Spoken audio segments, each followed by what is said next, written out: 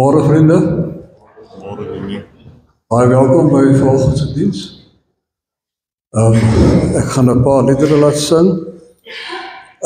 Ons begin met lied 514, al twee verse. Ek weet verseker.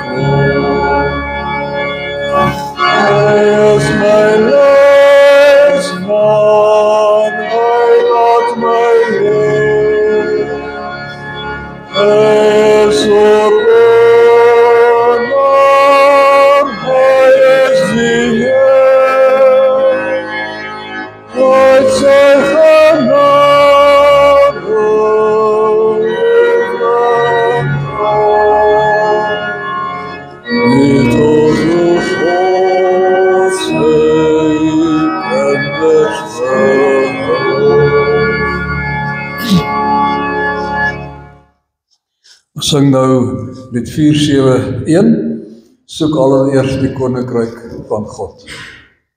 Ons sing dit 2 keer.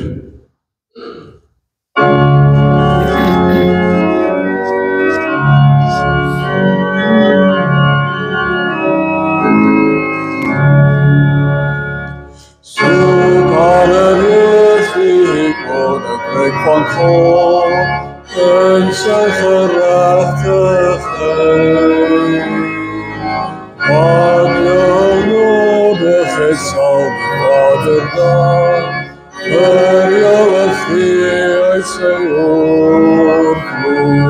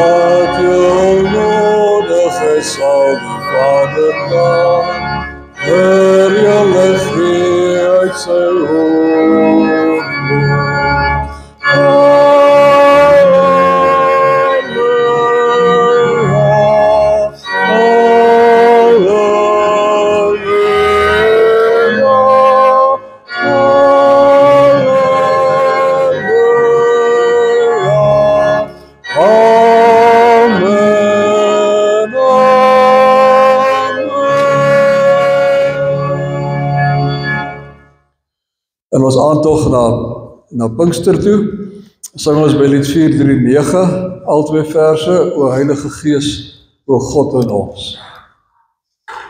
O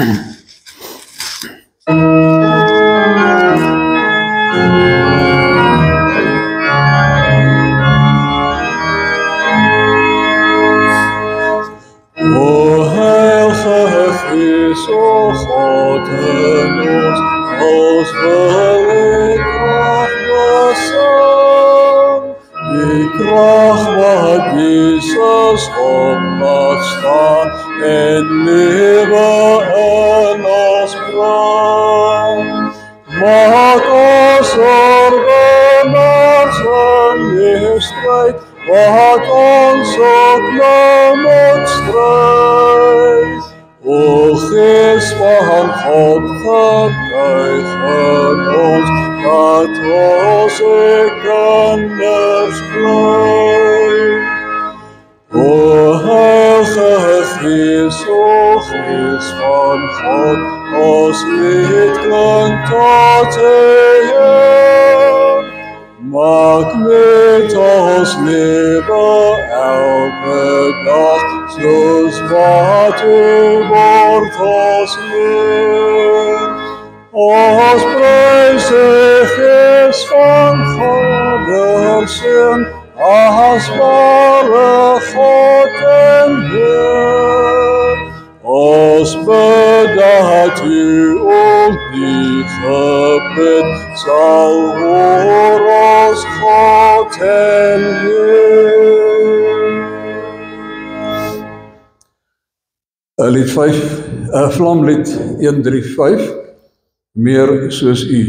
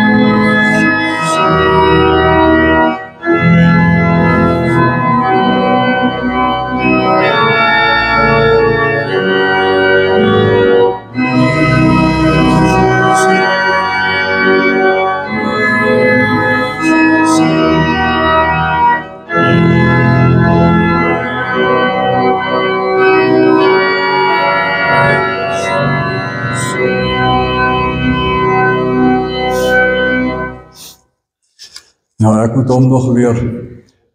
Een manier om 'n lied te leer is om net saam te neurie. Dit is wanneer die woorde sing, waar dit nou harder uitkom en dan klink jy vir jouself nou baie verkeerd. So neurie dit maar saam totdat jy hom ken. Ek ken nou nog nie hierdie lied so lekker nie. Vriende, ons gaan nou die aankondigings, as nou gaan ons die aankondigings doen en dan sing ons verder. Goeiemôre liewe gemeente. Dankie dat julle opgekom het kerk toe vanoggend. Ons weer is koud, maar dit is vir ons lekker om te sien hoe die woorders uiteraard en julle na die woord van die Here kom luister. Op ons aankondigings het ek so 4 sake. Eerstens is dit die winterprojek wat ons loods. Ons kondig dit my elke Sondag af. Daar so baie mense wat koud kry in die tyd. As daar 'n kombers of 'n mis of 'n serve by die huis is, bring dit asseblief vir ons kerk. Gemeentebediening, dis een van die kommissies van ons kerkraad. het dit goed gedink om vir Stiller weer te ondersteun met hulle bazaar die 28ste Junie.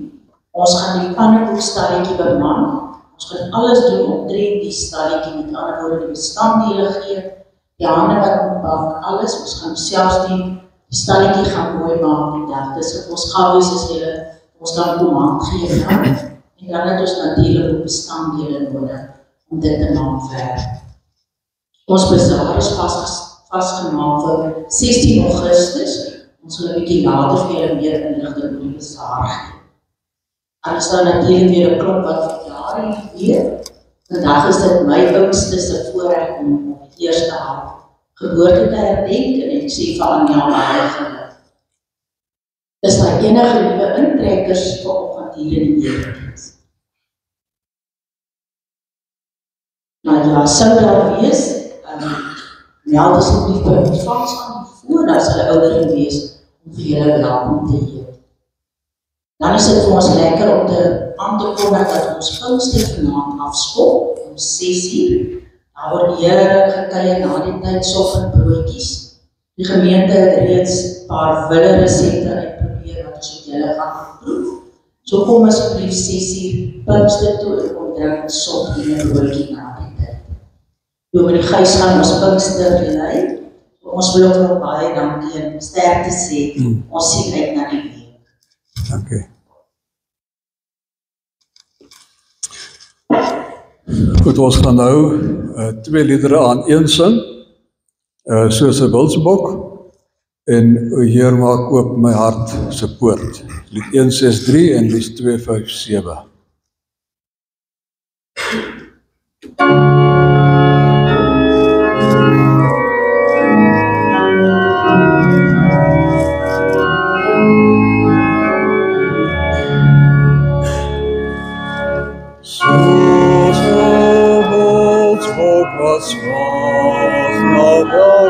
Mag my siel na U, U alleen is my hart verlange en ek bring aan U.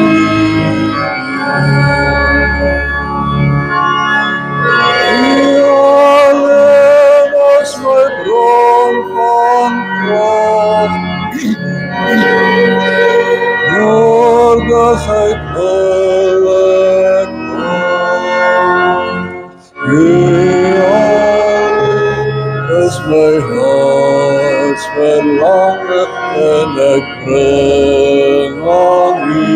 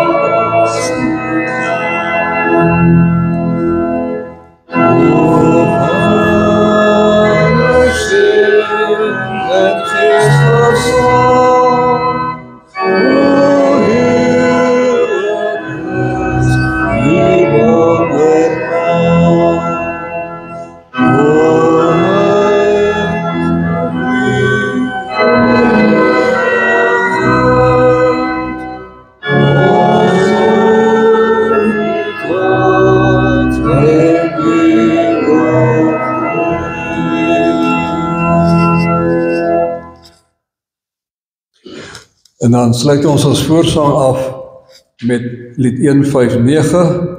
God is hier teenwoordig, laat ons bidend nader. En dis hoe ons na die Here toe kom, bidend.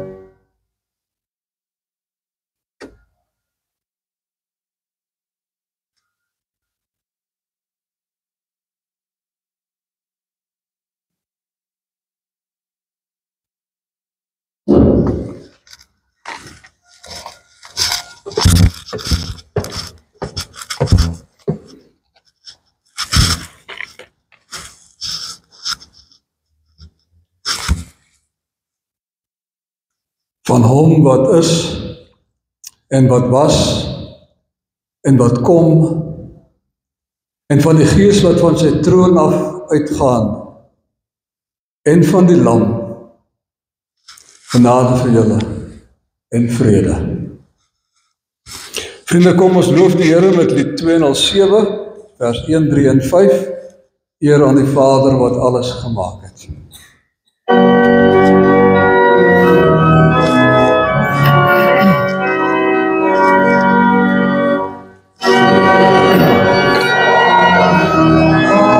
Alles gemaak het, Heer aan die Seun, ons verlosser en vriend. Heer aan die Gees wat ons lei in die waarheid, aan God die enig ons lof en ons weet.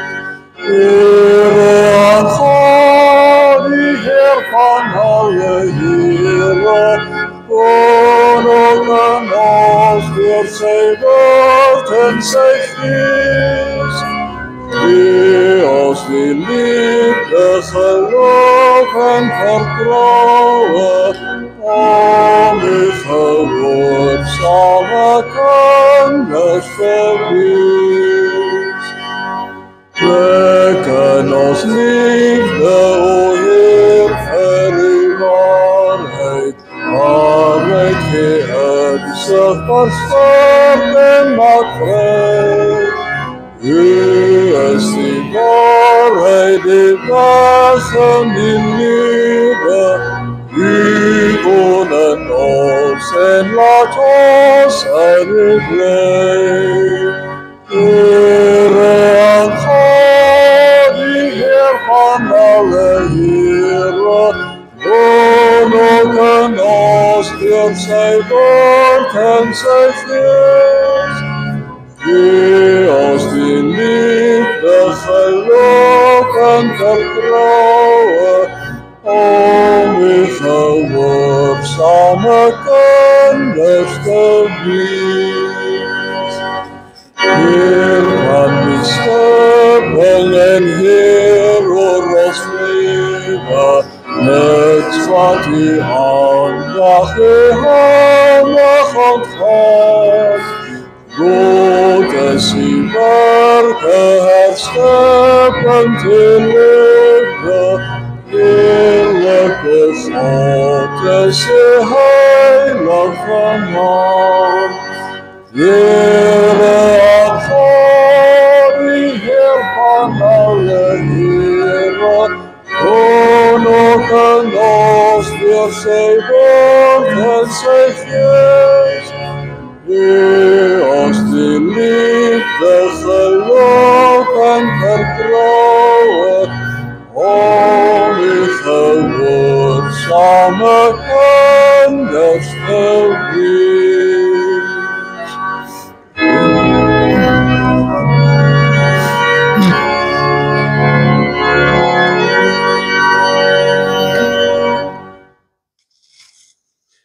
In ons verootmoediging luister ons vanoggend weer na die Here se woorde aan ons in Matteus 22.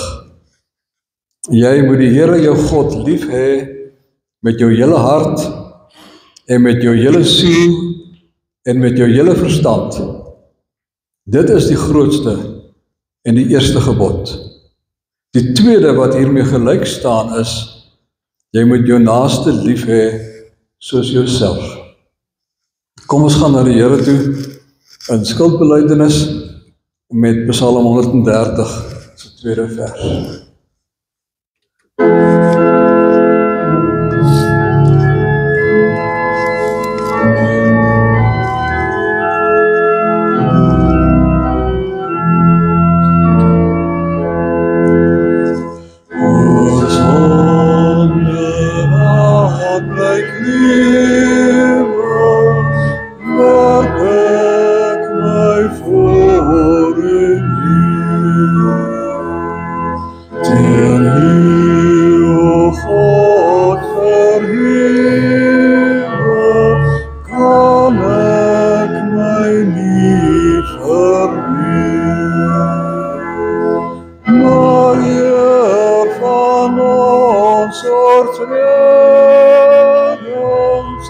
Mag u geen op te staan, u God van groot vergeving,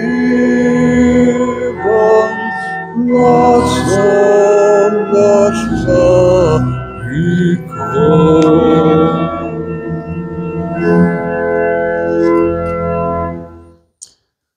Geliefdes, die Here beloof vir ons dat as ons ons sondes bely, hy getrou en regverdig is en ons oortredinge vergewe. God maak inderdaad nie optelsomme nie. God trek af, God wis uit. Kom ons skep moed en ons gaan leef tot eer van die Here en ons moedig mekaar aan met jeugsangmiddel lied 35, bly volhard soos atlete.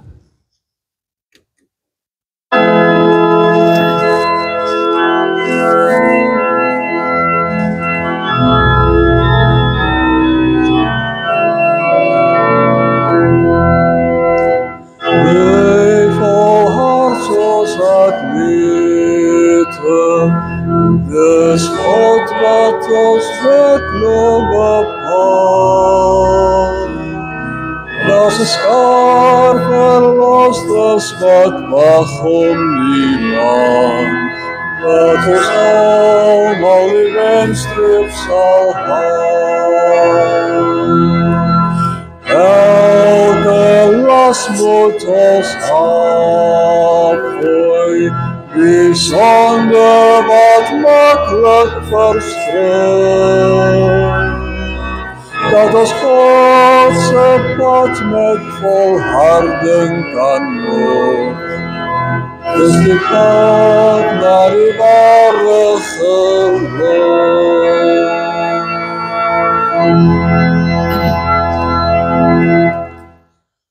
As 'n nuwe toewyding aan die Here, kom ons staan en dan sing ons lied 510, vers 3 en 4. Maar u sien ver, oneindig ver.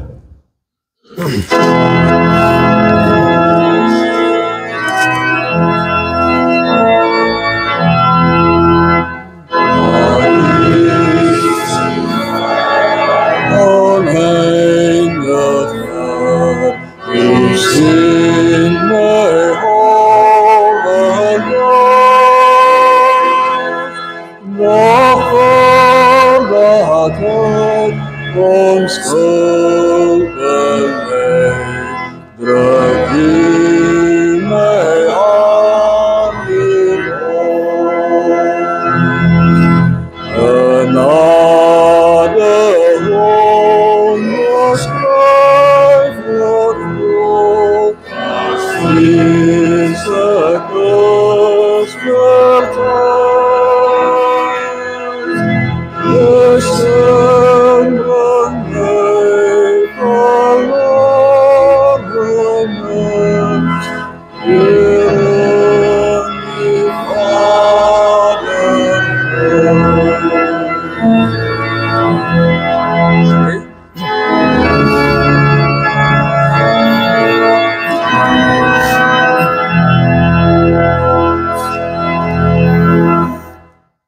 Kom ons bid saam.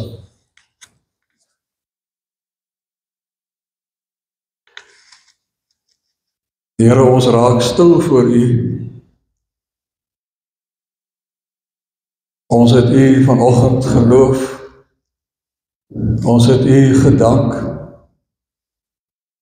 Ons het skuld voor U bely. Ons het U genadewoord gehoor en die vergifnis ontvang. Wat kan ons anders te sê as ons is geseënd? Ons is werklik U geliefdes. Dankie daarvoor. Here, U ken ons wêreld. U weet waarin ons leef. U ken al die stories van elke uithoek van ons wêreld. U ken die ellende wat baie mense ervaar. Pyn, vervolging, haat, oorlog, uitwissing. Ons bid vandag vir elkeen wat hulle in daai omstandighede bevind. Dat U hulle sal troos en versterk. En dat ons hulle nooit sal vergeet nie. Want ons vergeet dikwels, Here. Vergewe ons dit ook.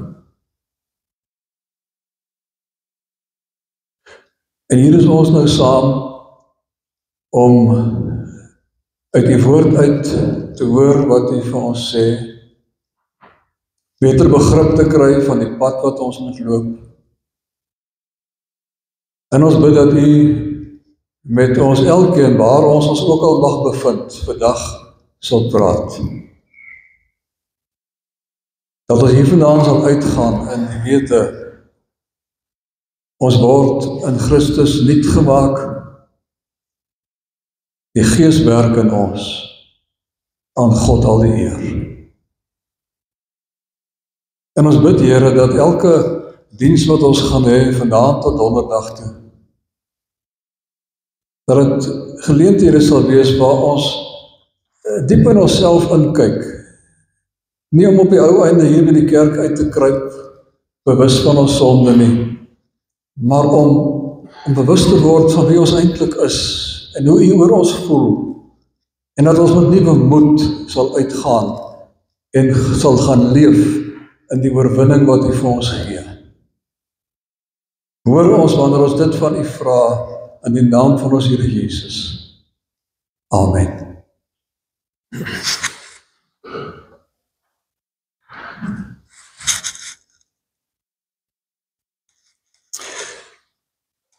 U kan so lank die Bybels oopmaak by Romeine 12 en ook by Johannes 3. Romeine 12 vers 1 tot 2 is ons themateks deur die week. En Johannes 3 is vanoggend se teks. Maar terwyl jy nou so blaai, hoekom is dit dat terwyl ons nou almal soveel keer die Bybel gelees het, Bybelstudies gedoen het, eredienste bygewoon het, konferensies bygewoon het, kampe, noem maar op, geestelike ondersteuning gekry het, dat ons steeds sukkel om te transformeer, om die ervaring te hê dat ons van 'n wurm in 'n vlinder verander. Hoekom sukkel ons daarmee? Almal van ons sukkel daarmee. Ek dink een van die struikelblokke wat maak dat ons sukkel, is dat ons nie genoeg aandag gee aan ons binnekant nie, ons binnewêreld. Ons gee nie genoeg aandag daaraan nie. Ons gaan nie genoeg kere daarin en kyk wat gaan daaraan nie. En ons kyk ook nie wat is die Here besig om te doen in ons binneste nie. Ons voeter net voort. Ons is besig, ek het dinge om te doen. Ek het nie tyd om stil te raak en rustig te wees en te mediteer en in my binneste gaan kykie. Daar is nie tyd vir sulke goed nie. Nee, daar is tyd hoor. Die moeilikheid is nie dat daar nie tyd is nie. Die moeilikheid is dat ons nie lus is daarvoor nie. Want dit is nie lekker altyd om dit te doen nie. Dis vir ons ongemaklik om in ons binneste in te kyk. So ons gebruik die verskoning van spoed, want ons is besig, terwyl ons eintlik moet leer, om net die briek te trap, en dan te gaan kyk, wat gaan aan daar binne, en vrede te vind. Nou in hierdie Pinkster, gaan ons dan nou baie aandag gee, aan hierdie ding van lewenstransformasie, en die dinamiek daarvan, wat vind plaas hier in jou kop, in jou binneste, wanneer jy besig is met lewenstransformasie, of om dit in ons Bybelse term te plaas, met wedergeboorte. En ons gaan kyk na 'n paar faktore, wat 'n groot invloed het, op jou geestelike ontwikkeling, op jou spiritualiteit. En een van die groot goed wat ons vanaand gaan kyk, is, hoe sien jy God? Wat is jou godsbeeld? Want hoe jy God sien, kan nogal bepalend wees, gaan bepalend wees, vir jou geestelike ontwikkeling. Die tweede is, hoe sien jy die mensdom, jou mensbeeld? En die derde, Dinsdag aand, jou selfbeeld. Hoe sien jy jouself? En Woensdag kyk ons na jou emosionele gesondheid en jou spiritualiteit. Want dit is die ding dat jy kan net geestelik so gesond wees as wat jy emosioneel gesond is. Jy kan net geestelik so volwasse wees as wat jy emosioneel volwasse is. Dis 'n gegewe. En dan Donderdag aand kyk ons na ons geloofsgewoontes, ons geloofsdissiplines, wat ons baie keer afskeep, en wat die rol daarvan is in ons geestelike ontwikkeling. Goed, nou lees ek vir ons by Romeine 12, vers 1 tot 2. Op grond van die groot ontferming van God, gee julle self aan God as lewende en heilige offers, wat vir hom aanneemlik is. Dit is die wesenlike van die godsdienst wat julle moet beoefen. Julle moet aan hierdie sondige wêreld, julle moet nie aan hierdie sondige wêreld gelyk word nie, maar laat God julle verander deur julle denke te vernuwe, en anders dink. Dan sal julle ook kan onderskei wat die wil van God is, wat vir hom goed en aanneemlik en volmaak is. En dan Johannes 3, vers 1 tot 9. Daar was 'n man met die naam Nikodemus. Hy het aan die party van die Fariseërs behoort en was 'n lid van die Joodse raad. En een nag het hy na Jesus toe gekom en vir hom gesê, Rabbi, ons weet dat u 'n leermeester is wat van God af gekom het. Want niemand kan hierdie wondertekens doen wat u doen as God nie by hom is nie. Daarop sê Jesus vir hom, dit verseker ek jou, as iemand nie opnuut gebore word nie, kan hy die koninkryk van God nie sien nie. Nikodemus vra hom toe, hoe kan 'n mens gebore word as hy al 'n ou man is? Hy kan tog nie 'n tweede keer in sy moeder se skoot kom en gebore word nie. En Jesus het geantwoord, dit verseker ek jou, as iemand nie uit water en gees gebore word nie. Net uit water gebore, dis jou gewone normale natuurlike geboorte, en uit gees is dan nou jou wedergeboorte. Kan jy nie in die koninkryk van God kom nie. Wat uit die mens gebore is mens, en wat uit die gees gebore is gees. Moenie verbaas wees dat ek vir jou gesê het, julle moet opnuut gebore word nie. Die wind waai waar hy wil. Jy hoor sy geluid, maar jy weet nie waar hy vandaan kom en waar hy heen gaan nie. So gebeur dit met elkeen wat uit die gees gebore is. Nikodemus vra hom toe, maar hoe is dit moontlik? Dit is aan die woord van die Here. Die tema is vandag, die wiel draai genadiglik oor wedergeboorte. Die wiel draai genadiglik oor wedergeboorte.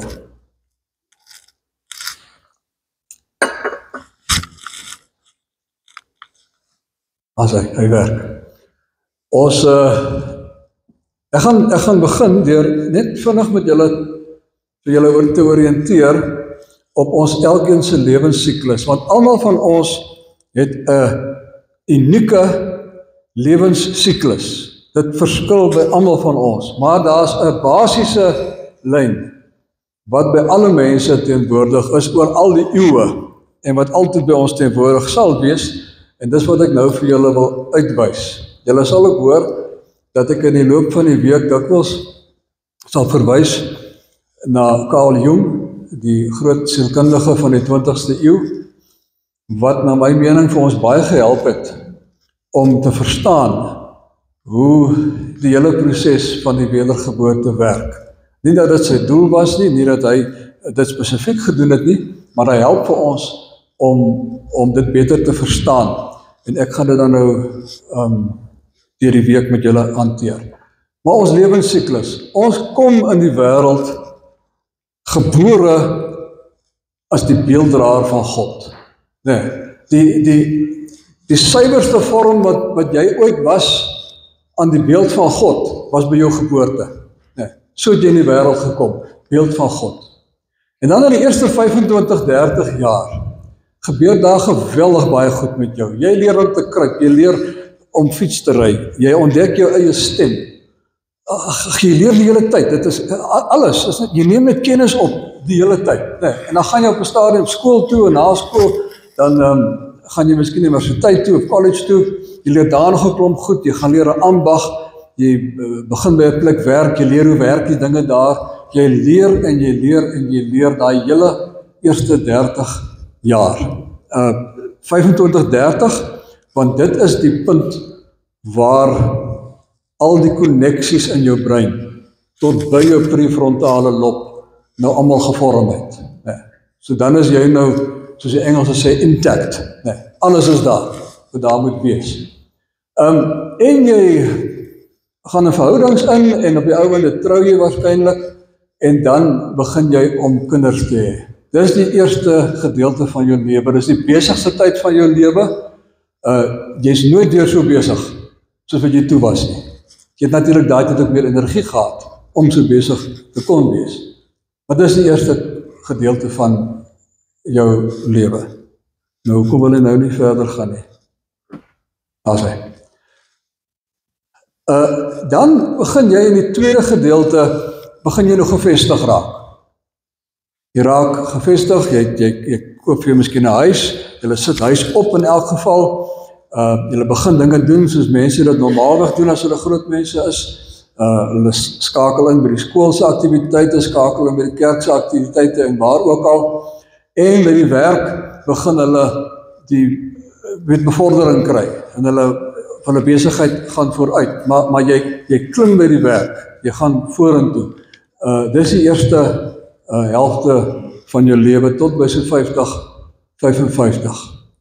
Maar in hierdie tyd sit jy geweldig baie maskers op, speel jy geweldig baie rolle, en ek gaan net nou daarna toe terugkom.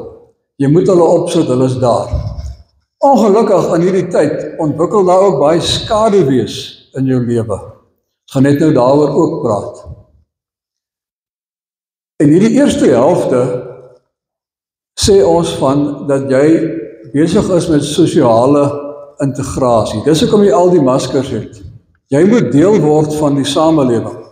Jy kan nie die rou jy kan nie mense blootstel aan die rou jy nie. Dit voel nie vir jou goed nie. Jy voel vir jou ongemaklik. So jy sit 'n masker op, net om eers in die ding te kom. En jy speel die rolle wat die gemeenskap wil hê jy moet speel, sodat jy aanvaarbaar kan wees. Dis natuurlik, dit is hoe dit werk. As mense dit nie so doen nie, dan dink ons baie keer hulle is psigopaties. Dit is maar hoe dit is. Jy ontwikkel 'n persona, 'n persoonlikheid. Nou al daai maskers, Carl Jung praat van die maskers as jou personae. Dit is die Latynse woord vir 'n masker. Jy het al daai maskers, maar in die proses vorm jy 'n persoonlikheid, 'n persona. En dit gebeur in daai eerste helfte van die lewe. En dit is in daai tyd is jou dryfveer om dinge te vermeerder. Jy maak, alles moet meer word. Jou kennis moet meer word, jou geld moet meer word, jou materiële besittings moet meer word, jou kar moet beter word, jou huis moet groter word. Dis die eerste helfte van die lewe. Jy voel, ek het dit gemaak. En jou motivering is ekstrinsiek. Dit kom van buite af. geelwortels word uitgehaal. As jy daai punte kry, dan kry jy 'n fiets. Nee, en so gaan dit aan tot in die groot menstyd. As jy hard werk, dan gaan jy bevordering kry. As dit, dan dat. Ons leer om so te lewe. Dis die eerste helfte van die lewe. Dis hoe dit is. Dis nie verkeerd nie. Dis hoe dit is. Ons moet dit net so aanvaar. Maar nou kom die tweede helfte van die lewe. Jy raak 'n bietjie meer ontspanne oor die lewe, oor jouself. Jy maak meer tyd om te dink oor dinge. Jy ontdek miskien weer 'n bietjie kreatiwiteit in jouself, miskien iets wat jy altyd in jouself ervaar het, wat jy nou tyd voor maak dat dit na vore kan kom. Jy probeer sin aan die lewe gee. Jy begin die gevoel kry, maar wie die lewe begin weer vir my van voor af. Dit is wonderlik om nou te lewe. Hier spruit nuwe goed uit my uit in hierdie fase.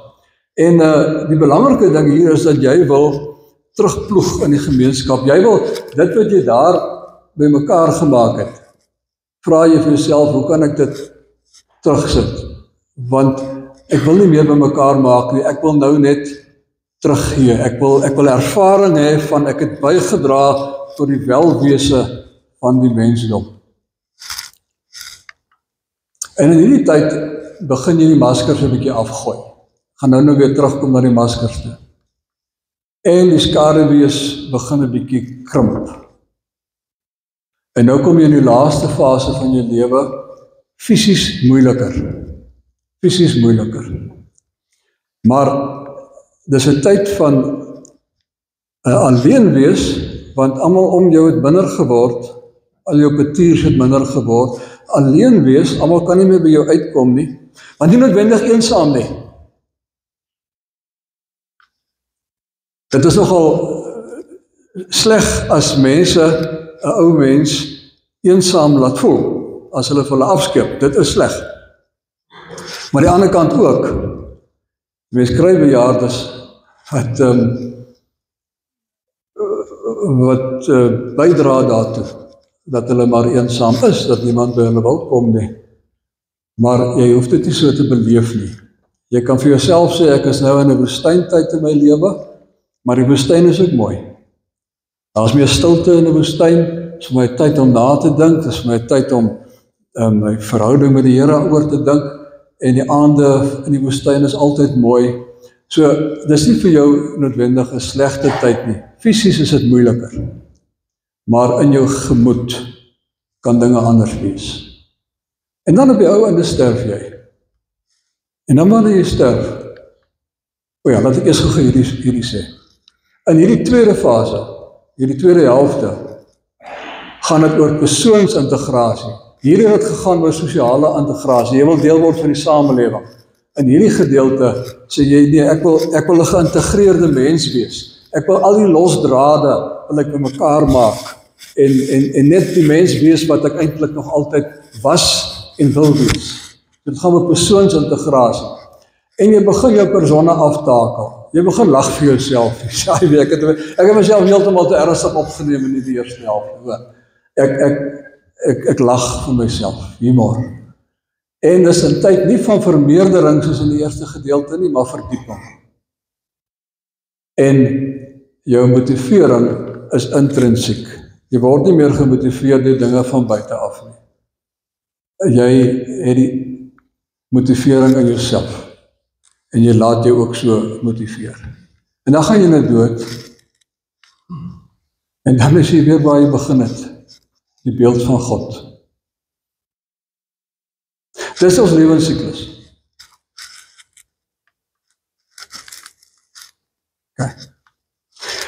Nou,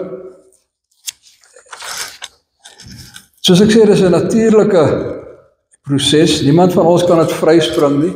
Ons moet ook nie probeer om dit vry te spring nie. Ons moet elkeen van daai fases deurgaan. Jy kan nooit van 'n kind verwag, moenie jou kind probeer grootmaak, ou mens nie. Nee.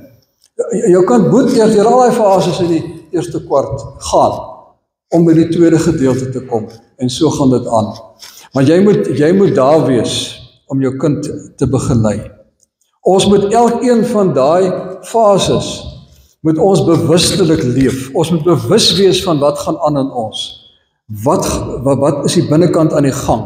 Hoe ontwikkel ek? Hoe dink ek? Ons moet bewustelik daarin wees, sodat ons kan onderskei tussen wat goed en wat sleg is vir ons menslike ontwikkeling. En ouers moet vir hulle kinders begelei daarop, vir hulle laat verstaan, my kind, dit wat jy nou ervaar, dit is natuurlijk. Dit is hoe dit moet wees.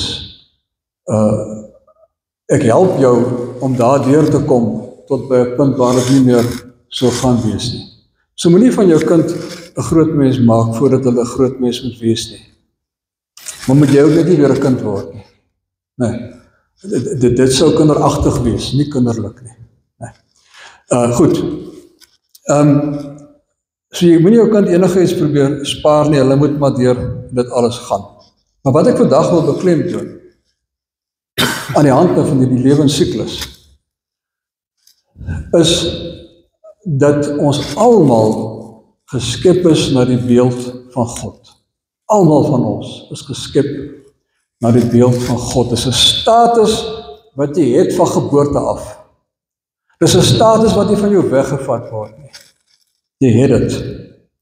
Wat jy wel kan doen, en wat ons doen, ons is nogal goed daarmee, is om God se beeld in ons te verdof. Om goed woorde te gooi. Daarmee is ons nogal goed. So ons verdof God se beeld in ons, in die eerste plek, met ons maskers. Ja. Nou, soos ek sê, maskers is natuurlik, ons moet hulle hê, ons gaan hulle hê, ons moet al daai rolle vervul wat vir ons gegee word om deel te word van die gemeenskap. Maar die maskers projekteer wat die gemeenskap van ons verwag, wat die gemeenskap wil hê. Nou van daai goed is nie goed nie. Van dit is baie goed. En ons moet net leer om te onderskei. Maar ons maskers projekteer wat die gemeenskap wil hê. Jy het dit ook nodig, baie keer net om jou eie broosheid 'n bietjie te beskerm. Jy is bewus daarvan dat jy sekere swakhede het, jy voel ongemaklik in sekere situasies, dan sit jy 'n masker op. Net om deur daai situasie te kom. Later as jy gewoond aan die situasie, dan gooi jy hopelik die masker weer af. Maar die ding is, maskers verlei jou, hulle verneuk jou mettertyd, en hulle kom verskriklik moeilik af. Veral as jy begin om vir jou met jou masker te identifiseer, en jy laat die masker vir jou definieer, verkeerd gespel daar. Jy laat die masker jou definieer, jou gesig begin soos die masker word. Jy kan eintlik maar die masker weggooi, want wat agter die masker is nou maar dieselfde. En is ook 'n probleem, as jy maskers gebruik om valshede weg te steek. En so gooi die maskers dan ook skade wees oor jou. So vriende, as ek sê, hulle is nodig vir jou.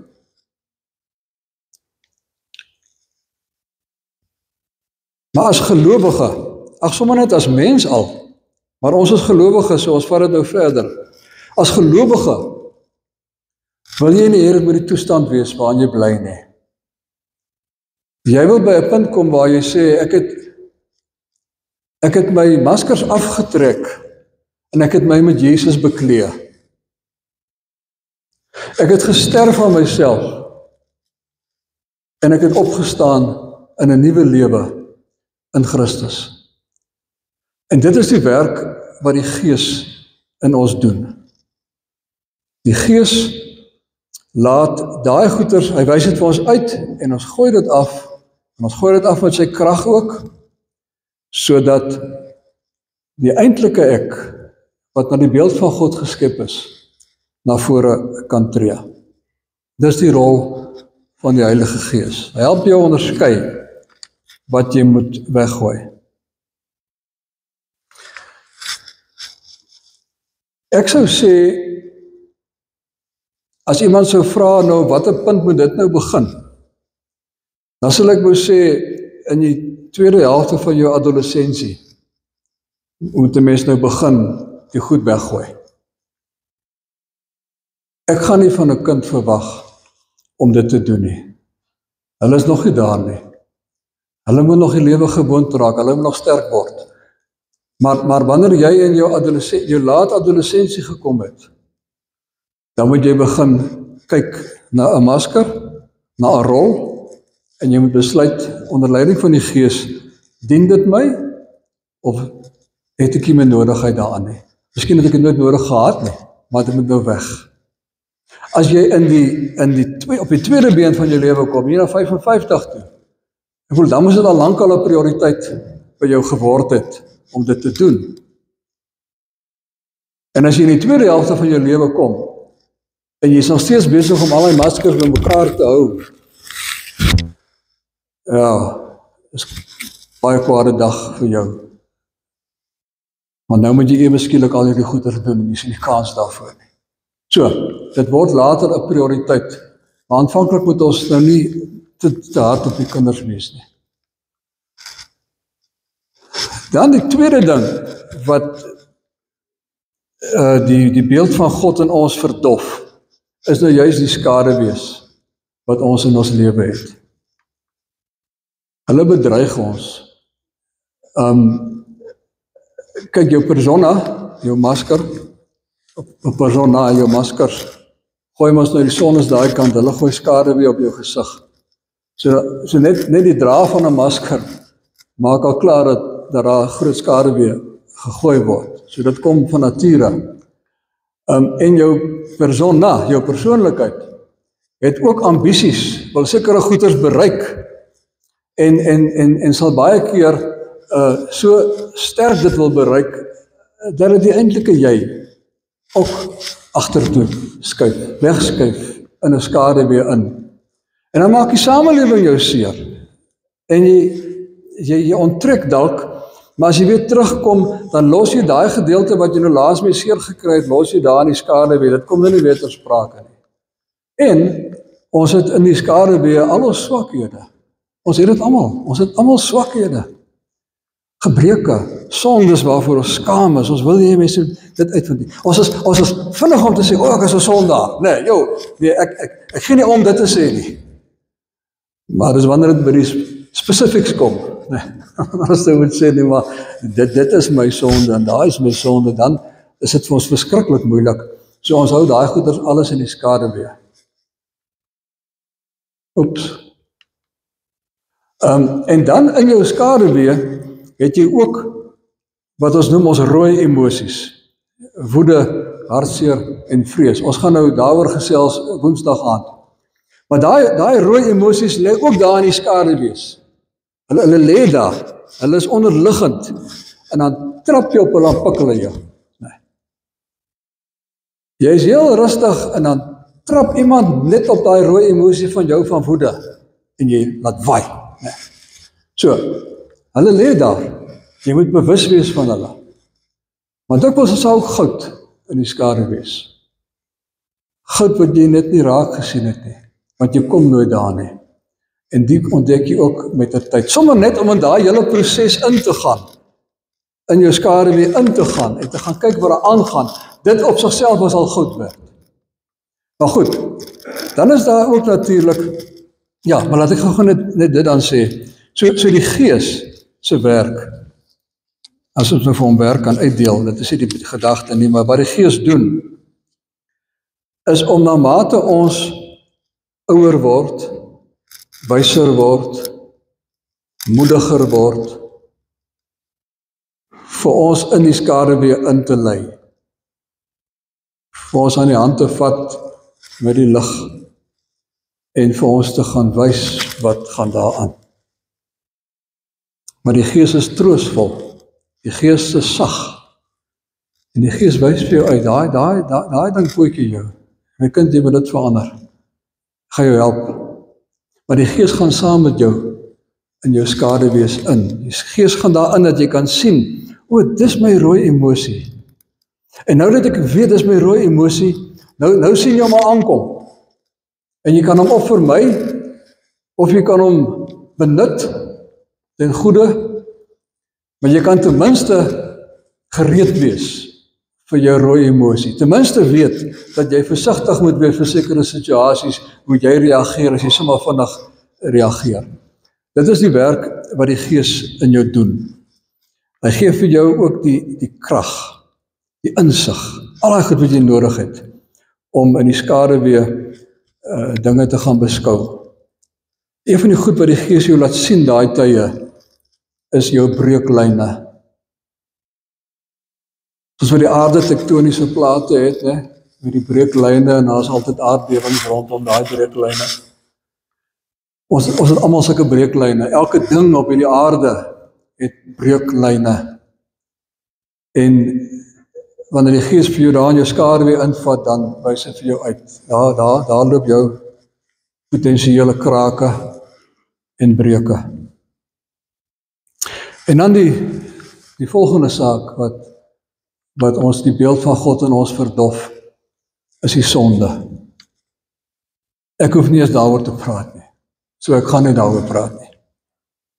En die Gees bemagtig vir ons om ons sonde in die oë te kyk, om ons sonde te bely en om daarteen te stry en om hopelik so te stry daarteen dat ons dit ook oorwin. So vriende, u sien, dwars deur hierdie proses is die Gees besig om in ons te werk, is die wedergeboorte besig om in ons plaas te vind. Ons lewe lank is dit besig om plaas te vind. En dit is 'n geskenk wat die Here vir ons gee. Dit is 'n geskenk. En hy gee dit vir ons uit genade. Maar iewers moet ons die geskenk net in ontvangs neem. En dit is so eenvoudig soos om dit in ontvangs te neem. As iemand vir jou iets gee en jy neem dit in ontvangs, dan dink jy glad nie daaraan, ek het nogal moeite gehad om dit nou in ontvangs te neem. Nee, jy neem dit net in ontvangs. Maar in die proses kom daar stryd, kom daar punte waar jy vir die Here moet vra, Here, help my hierso, ek weet regtig nie. Jy moet die moeite doen om die Here elke dag te vra, begelei my nou net hier. Jy moet die moeite doen om elke dag net beskikbaar te wees. Jy moet die moeite doen om die briek te trap en te sê, Here, hier sit ek nou, ek sit nou op kwartier hierso. Doen in my wat in my gedoen moet word. En miskien vind jy wil later eintlik 'n bietjie langer gaan sit. So vriende, dit is eintlik al wat ek vandag wil sê. En ek gaan nou redelik stomp afsluit, want ek wil hê julle moet vanaand weer kom en die res van die week. En dan gaan ons alles mooi afrond. Laat die Gees in julle werk. En in my.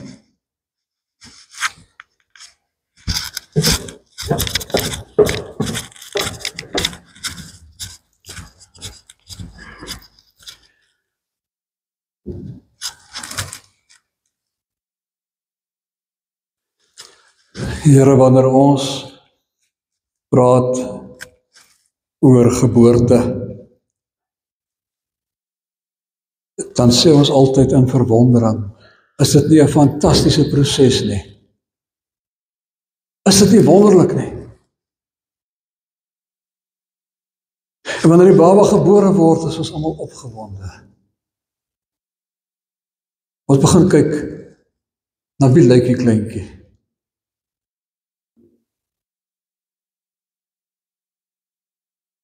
En Here, so kyk U na ons wedergeboorte. U loop die pad opgewonde saam met ons. Ag, dat ons saam met U opgewonde sal wees. U kyk of ons meer en meer na Jesus lyk. Gee dat ons dit ook sal doen. Net in ons eie lewe, nie andersin nie. U gee vir ons selfs 'n nuwe naam. Geliefde. En so is U ons Vader elke tree saam met ons in Jesus en deur U Gees. Ons prys U naam. Amen.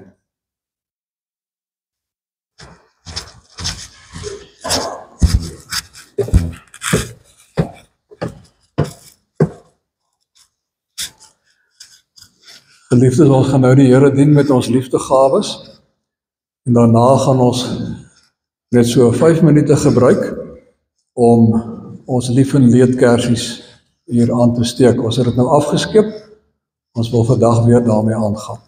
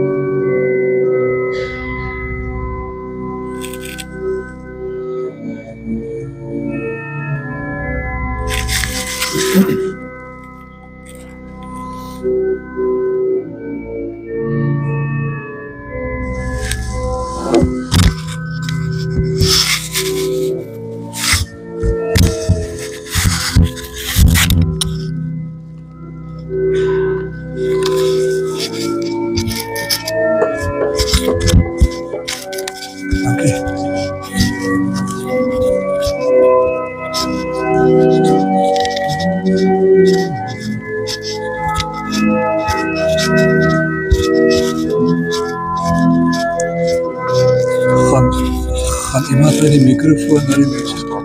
Oké, dankie, sorry.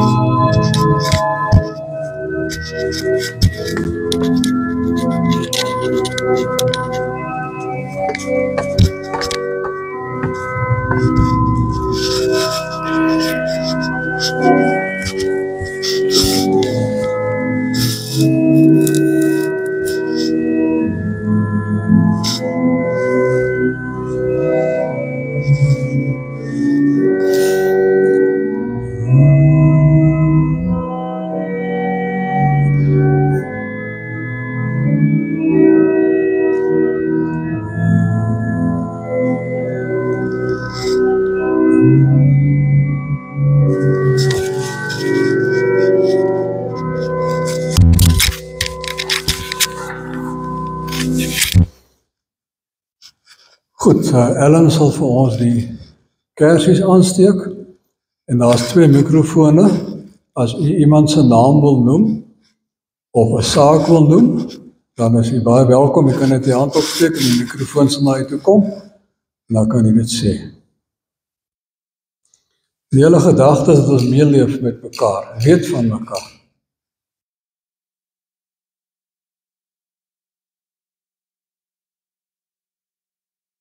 Iemand?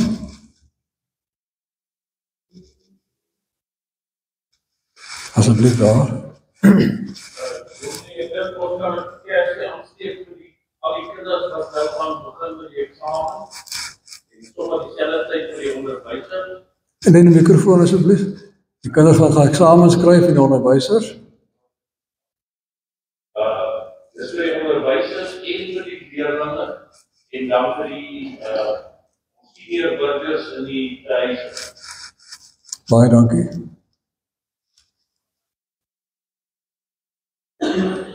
Maar dis is sommer 3 kersies. Ellen.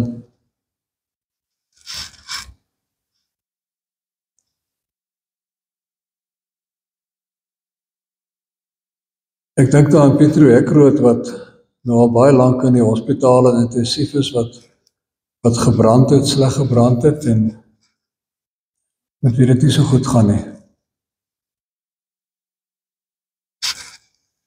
Is jy daar so? Ja, kom maar.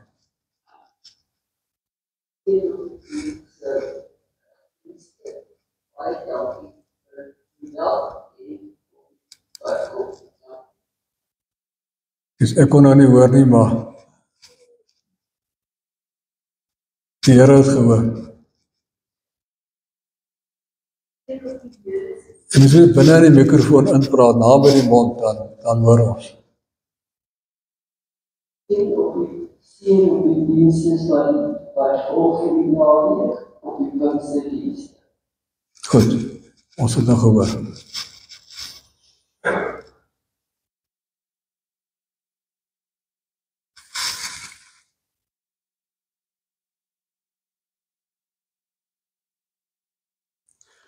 Goed vriende, maar maak gebruik daarvan vorentoe om dit te doen. As u voel ek wil nie praat nie, dan is dit ook goed, dan kan u net die hand opsteek en vra, steek 'n kersie aan. Vir die persoon wat u in die gedagtes het. Kom ons bid net. Here, ons het almal mense aan wie ons dink. Party nader aan ons, party verder. Maar almal baie naby aan u. Ons bid vir hulle wat eksamens het, vir hulle wat hulle moet onderrig en begelei, wat saam met hulle deur alles gaan, vir hulle wat siek is, vir hulle wat in ongelukke was, vir hulle wat rou, vir hulle wat met koes, vir koels en vir bomme, wat uitgelewer is aan die haat van tiranne. Ons bid vir hulle. En ons bid vir enige iemand vir wie ons in ons persoon te nagekom het, seer gemaak het. Dat daar vrede sal kom, vrede tussen ons, vrede in hulle gemoed. In Jesus naam. Amen. Goed, ons sluit nou met lied 590 se 2 verse. Het jy gehoor dat eenmaal hier alles net sal staan. Daarna sal ons die amen daarna sing, né? Graf.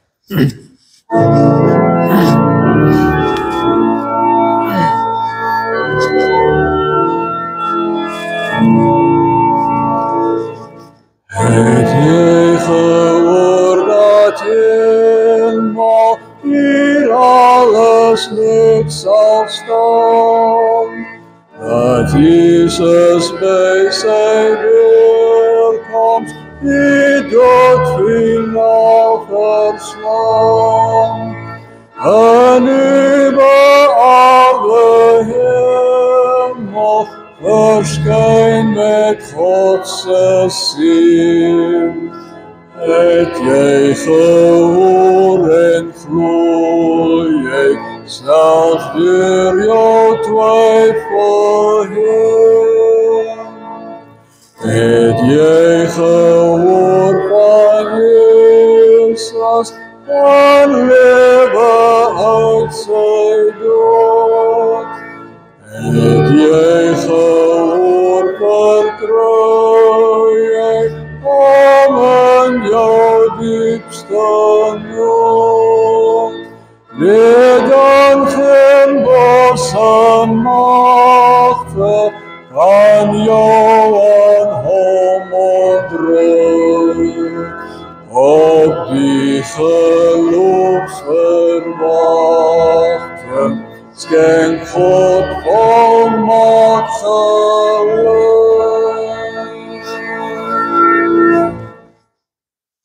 Geliefdes, die Vader, die Seun en die Heilige Gees seën u op u pad.